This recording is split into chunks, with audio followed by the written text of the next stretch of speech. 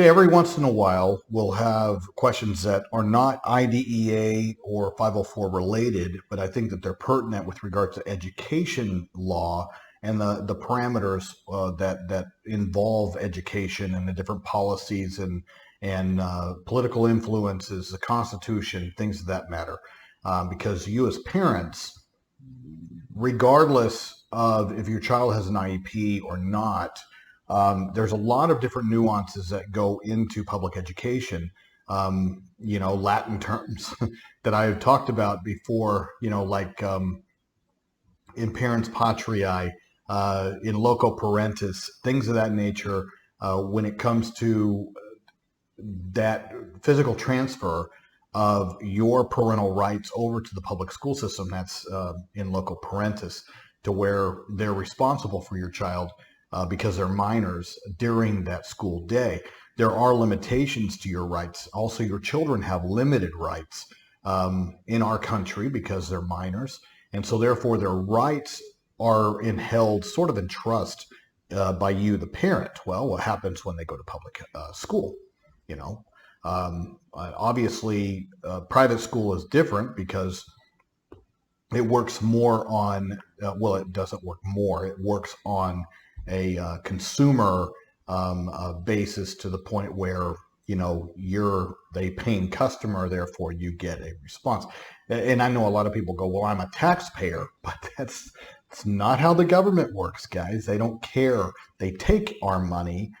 They don't really want our input on how that money is spent. And I understand in public education, we have this old vestige, and I think that during COVID and more people becoming active with regards to the introduction of some of this really radical extremist curriculum that they're starting to push, some schools are starting to push, that now more parents are becoming vocal, but they're finding a lot of resistance from these boards of education and unions and a lot of people within the education system that agree with this extremism to the point where they don't want your input. They just want your money. Okay.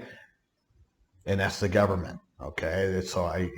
So let's explore this because there needs to be a sense of reality for some of parents out there.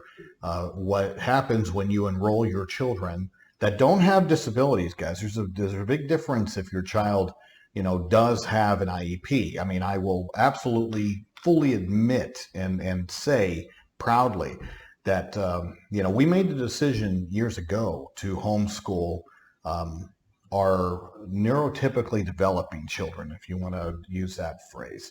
The children my child that has an IEP, I can protect her. The laws are there to where I have a voice with regards to methodology and curriculum and what is being taught to her and her program.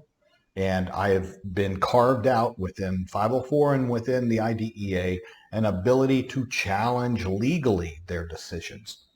Now, with my other children, that do not have plans and that don't exist within a class, I don't have a voice. I don't have a voice on curriculum. I don't have a voice on methodology. I don't have a voice on any of those things. And I don't have a mechanism to challenge or sue other than going to the Board of Education and complaining about it. And then, of course, trying to unseat these people in elections and trying to get people in there that will listen, but at the same time, and those are time-consuming, tedious experiences that also requires a cohesive grouping of parents. And what you end up finding in America is most people, whether they're and I'm going to call them rational liberals and rational conservatives, and those of us that tend to be more libertarian minded, like leave us alone kind of people like myself, it's very hard to get them into a cohesive group. What tends to be really effective are the wackos on the extremes. And some of you that are going to be watching us are going to go, well, wait a minute, is he talking about me? I don't know. It's up for you to interpret. Okay. Because if you have ideological beliefs that are on the fringes and extremes, then yes, I am talking to you. That you're not helping anybody and you're doing damage to this country and to our children. And, usually the wackadoos and the extremists in our society get shoved into corners, and nobody really listens to them or adopts their nonsense. We've gone through different cycles in this country to where that has been the case, and we have to sit there and fight against the long-term damage of some of this adopted nonsense. This isn't unique. This isn't a novel time for us. This history cyclical, and we've had to deal with, radical wackadoos in the past. It's just sometimes they're on the right, sometimes they're on the left. And right now, currently in our society, it's not the right-wing extreme that has the con. They're not the one driving the ship into the rocks. Unfortunately, it's the far left extremists on the left. And, that's why I said rational liberals. And I think that there's value to be taken from both sides and both perspectives. What I absolutely and diametrically opposed to is moving to these extremes. They're damaging. And, I've said this before, some people, even within the disability and special needs community, that have taken stuff to extremes, especially getting on those judgmental perches of using words like, accusing people of being ableist. And, how are you any different from anyone else that is also, making these nasty accusations and calling people names? There is no justification for it. Okay? Hate is hate is hate. I don't care where it comes from. I don't care what color you are. I don't care what gender. I don't care how you identify. It doesn't matter. Hate is hate is hate. Discrimination is discrimination. Okay? It's just what it is. I'm not one of these people that I don't fall into these ideologue camps that somehow there's justification because somehow, some grouping of idiots, typically college professors, have convinced enough people that we need to destroy some, patriarchal hierarchy, that exists in this country and destroy it. But that's not how humans are. So what have they replaced it with in postmodernist belief and these ideologues running around currently? Well, they've replaced it with a hierarchy of victimhood. That your perch on the top of this hierarchy is based entirely upon all of your intersectionality identities. And, as long as you can sit there and outdo whoever you're talking to with regards to victimhood status, then, you're somehow infused with this ignorant sense of awesomeness, that you can sit there and come down on other people and judge them and make these grand accusations and these wild beliefs that have absolutely no footing in rational thinking. They're illogical, vastly, wildly, historically incorrect. So they're damaging. They're just damaging. And I am opposed to all of that. And I'm telling those that might be out there that align or have some sympathies on some of this extremist stuff that's coming out with the disability and special needs community. Guys, the thing about political spectrums, and it's dangerous, and I don't have enough time here to sit there and go into historical examples to where these political pendulums, they swing back and forth. You want them oscillating like this, guys. Right, left, right, left. Like I said, we need all perspectives to make a civilized society work. You need a combination of everything, guys. You can't have one flavor and think it's going to be successful. It's just not how things work. It's not how a marriage works. It's not how families work. It's not how a good government works. It's not how good institutions or corporations are run. You need a variety. And unfortunately, the extremists only want one flavor, one brand, and it's their way of thinking, and the hell with everybody else. And it's amazing that anybody that is even slightly to the right of them gets called an extremist and a conservative or whatever, when in reality, that's just not the case at all. Because I don't sure as hell don't align, in that direction. But yet, people try to throw charges at me. I'm immune to it. I don't care. Call me what you want. I'm an attorney, guys. Believe me, I've been called far worse, and for many years. And I fight the dragon, which is the government. And so there's nothing more scary than that, guys. So bringing out little pitchforks just doesn't frighten me. Okay, not if you've stared at the dragon for long enough. Just move on. But when it comes to this stuff, the pendulum's going to swing back at some point, because more and more people that are the mass majority that are silent, that just want to be left alone, that want to raise their kids in peace, that doesn't want people stealing from them or accusing them or coming down on them. That's the mass majority of people, and the mass majority of people have been shouted down into silence. They're just quietly thinking in here that they agree with James. And I'm telling you, it's a dangerous place to be. We should have more people that are vocal, that say, hey, I disagree with you. But unfortunately, in our world of social media, the crazy stuff gets amplified. And it's amplified on purpose. You can see that going on with Twitter. The reason Elon Musk backed out of that is because Twitter could not prove that the mass majority of their accounts aren't fake, bots. Well, if the mass majority of their accounts are fake and they're bots, then that means Twitter has been amplifying fake messaging, making it appear to the public that there is a majority viewpoint being amplified. It's like turning up a speaker, when in reality, it's just drowning out the majority viewpoint. Facebook does it. YouTube does it. Google does it. They've all done it. TikTok really does it.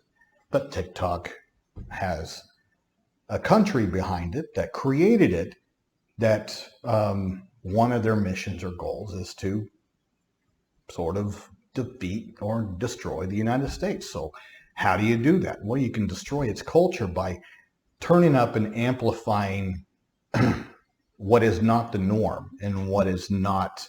And so what ends up happening is kids see it, other adults see it, and they go, oh, well, this must be, a lot of people must think this way. And it's just not the case. Just not the case. But we're going to find that out. And you're going to find it out in very ugly ways. And that's what I have been trying to tell people. We don't want the ugliness. We don't want the ugliness. But sometimes when people don't listen, they repeat history. And that's what frightens me, is repeating history when that pendulum swings back. What are we going to get on the backside? Because I can tell you what happened in Weimar, Germany, when they were going through their time and the pendulum swung back. I know who caught it. And I will know what ended up happening in Germany, over the course of a decade, that ended up killing millions and millions of people. Now, same thing in Soviet Russia. Millions and millions of people dead because of an ideological takeover by the crazies. And then, they had the Khan for how many years? I don't know, 70? Before, they were defeated, finally.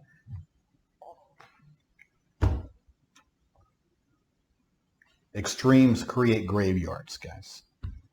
And it also sets civil rights back, I can't tell you how many decades. That's the risk everybody's running, that is adopting and staying silent about this extremism being considered adopted in some of these schools. Okay? So let's read this question. Lately, we have been seeing concerning curriculum within our schools, elementary schools, having sexual materials promoting lifestyles my family doesn't agree with. They claim that kids should have the opportunity to explore. I think they should just teach my child. We are concerned about the curriculum and teacher training. Other than IDEA, what protects parents? Well, I already gave that answer. Nothing. Okay? If your child doesn't have an IEP and if they're not within some protected class, then at that point your avenue is through legislation. It's through unseating Board of Education members. It's through showing up at these meetings. It's by raising hell. That's it, guys. The other thing is that I instead of teaching, we have a lot of people that are going into education to promote, to indoctrinate. And see, as much, and so them going, well, your child needs to explore. That's no different than having them want your child to explore religion, which of course everybody would throw raising hell about, because they'd go, oh, separation of church and state. But what about the separation of state from church? Okay, or the separation of state from instruction?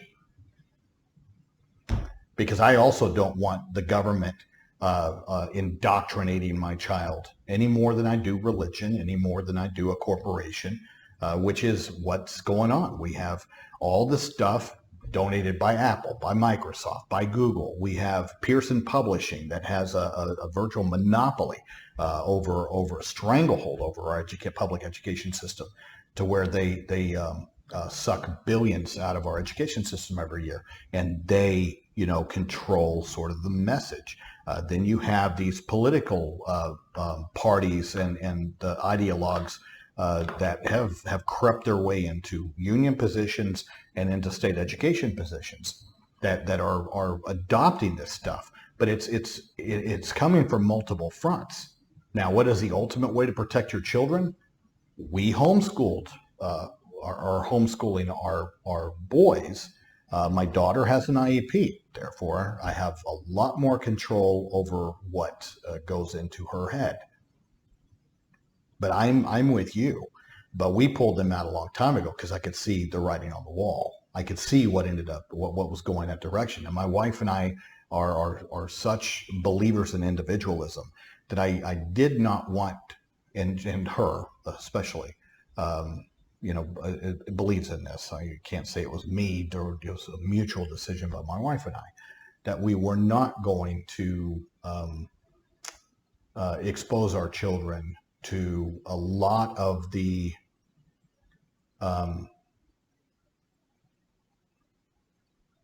silent curriculum, that all of the sort of controlling things, learning to stand in lines and not,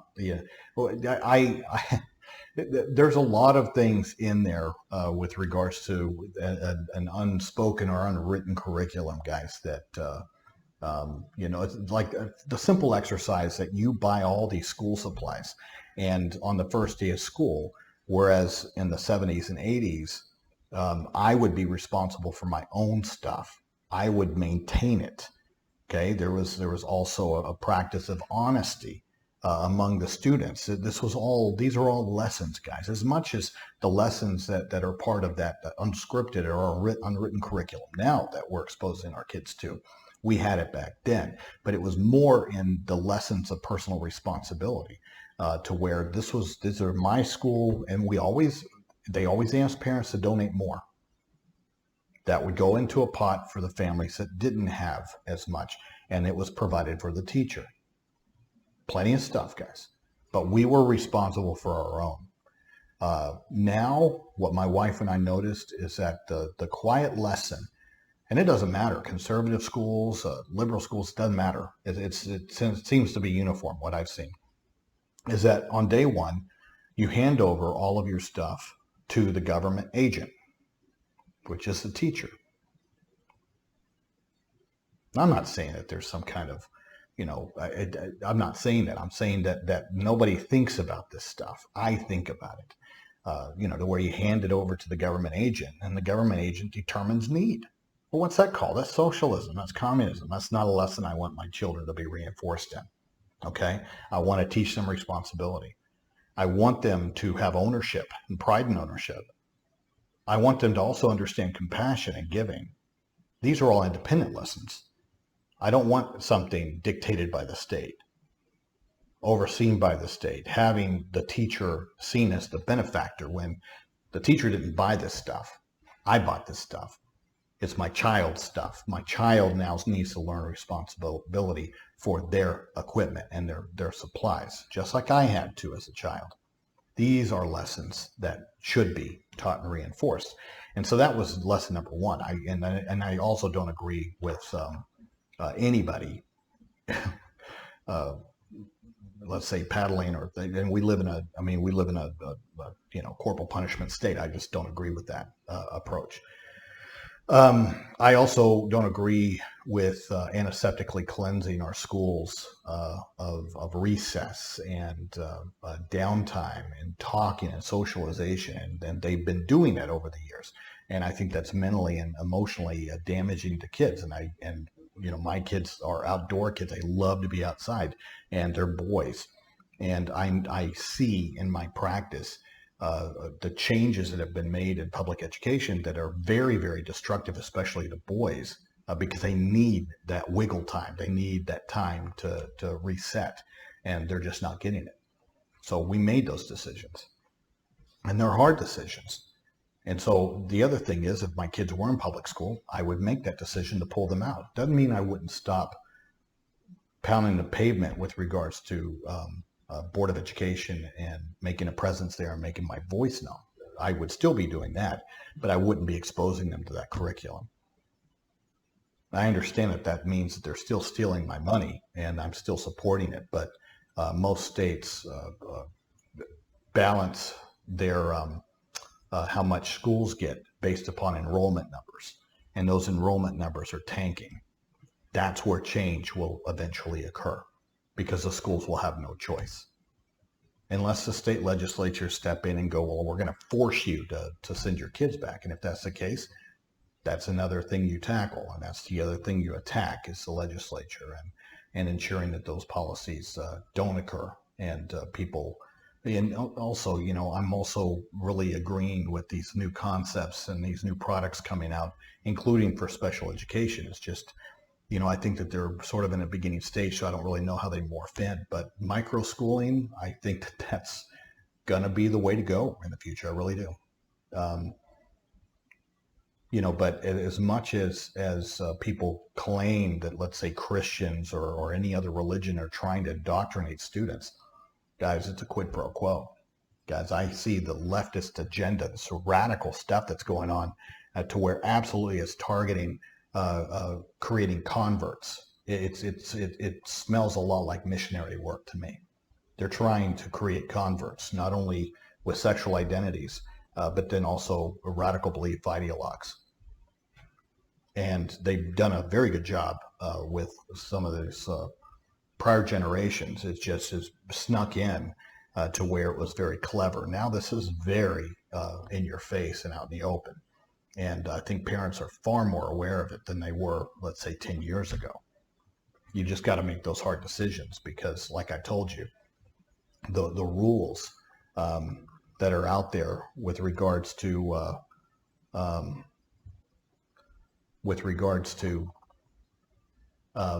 the transfer of rights, all of those things, it's very real, guys. I'm not making that up.